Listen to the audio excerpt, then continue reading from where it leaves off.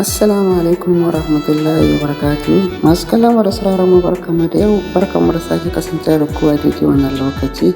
Kuna tare da KYAUTATAWA TV. Masu kallon da sauraron mu kamar yadda muka saba kawo muku ƙayataccen shirin nan na Amana, shine za mu ci gaba da muku a daidai wannan lokaci, shirin Amana shafi na 10.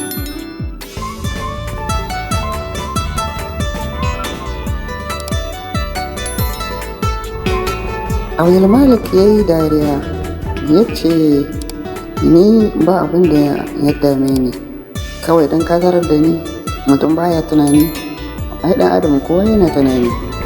A lokacin ne Nazir ya ce, to ko dai maganar da muka maka ce jiya ita ce ta sa ka yi fushi da mu? Malik ya ce, a'a ni wannan magana ba na ma tunanin ta don saboda ban ɗauke ta wata magana ba. Lokacin ne Nazir ya ce, to na ji me yasa wai ka canza kwanan nan kwata-kwata?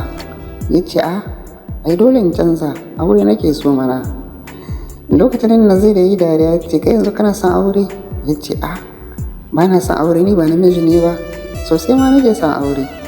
Lokacin ne Nazir ya ce masa, to na ji, to yaya ai bai aure ba kuma kai zaka tunanin aure? Ya ce, yaya ka ce? Yaya shi baya son aure, ni kuma ina so, kenan zan zo in gaya ma dadi in ce mai aure nake so kawai, ko a man aure ko kuma a sai da gidan nan namu.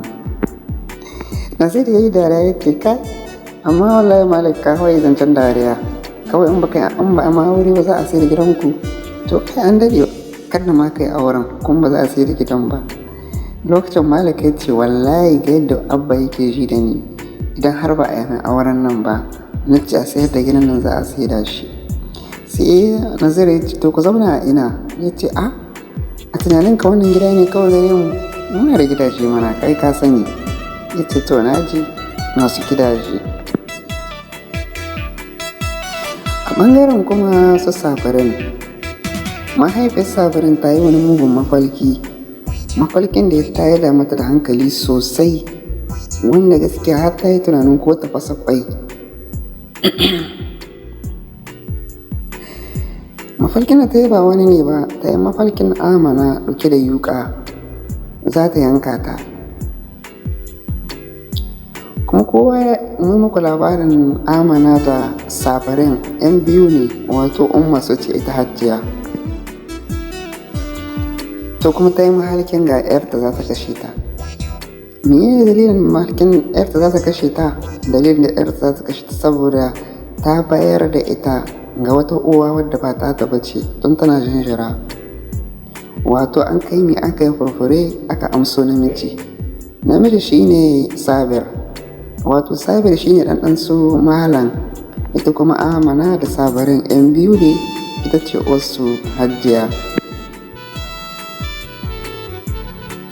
Hashi ya tashi tana gumi a fuskarta, sai Alhaji shigo cikin ɗakin ta ce, lafiya Hajiya, me ke faruwa? Saboda abin sirrin ne sai ta yi shiru, ta ce, kawai na dai wani mafarki ne dai kuma na tashi da na karanta ayoyi kuma na ji abin ya min sauki. Na ce, to ya yi masha Allah, na ji daɗin haka. Lokacin ya koma shi a falo. Sabirin ta shigo cikin gida, ta zo gaban babansu ta yi sallama, ta ce, abba. Alhaji ya ce, na'am ƴata. Ta ce, abba na ban taɓa maka tambaya irin wannan ba, amma ni gaskiya yau sai na maka ita. Duk da dai na saba muku tambayoyi akan mafalkin da nake yi na cewa mu 'yan biyu ne, mace ce abikiyar tsawaici na ba namiji ba. To wallahi ni dai gaskiya abin ya dame ni har ga mutane ma. Alhaji ya ce, subhanallah, to gaya min me ke faruwa? Wallahi mutane duk wanda sun gani na akwai wata 'yar talakawa a makarantar mu, wallahi sukan ce muna yi kama da ita, komai namu iri ɗaya, tafiyan mata mu iri ɗaya ce, magana muryar idan ni muryar sai a ce ita ce ma. To wai ni na kasa gane menene haka. Lokacin ne Alhaji ya dariya ya ce, ta an banda abinki, ai ana samun haka, ana samun kamanni da yawa sosai. Lokacin ne ta ce, amma ni kamata ba kamata da Amana ba, dan gaskiya ko ni na tabbatar da haka ne, Amana tana kamata. Lokacin ne Alhaji ya ce kina da hoton ta ke gwada mini, ta ce a'a ni saboda ba ruwana da ita ko hoton ta bana da cikin wayana. Alhaji ya ce to ki kwantar da hankalinki ƴata, ku biyu ne ku da yayanki Sabir, ku ne Allah ya ba mu, yan biyu aka bani ne, mace da namiji.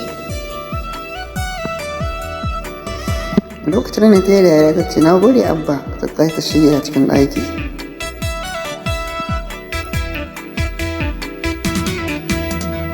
A ɓangaren kuma su Binta, mahaifiyar Binta za su je kotu rankan ƙara dangance da fyaɗen da an kai ma Binta. Aka zo wajen ƙara, an shiga cikin kotun ƙara, ta zo gun babban lauya. Lokacin ne aka ce ma Binta ta san su, ta ce ta gai sunayensu, ta san su, ta ba da sunayensu. Abdul Nasir ne da Nazir, a makarantar mu suke. Lokacin ne lauya ta ce na san su wannan yara, tantarar yara ne, unguwan mu guda mu da su.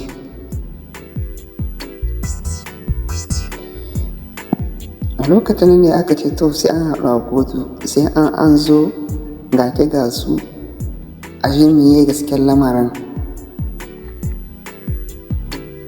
To masu kallon mu da sauran mu muna godiya, amma kuma na afuwa dangance da karancin lokaci, sai ku tarbe mu a cikin shiri na 11.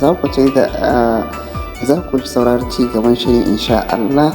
Muna godiya, kada ku manta da mana like da subscribe. Mun gode.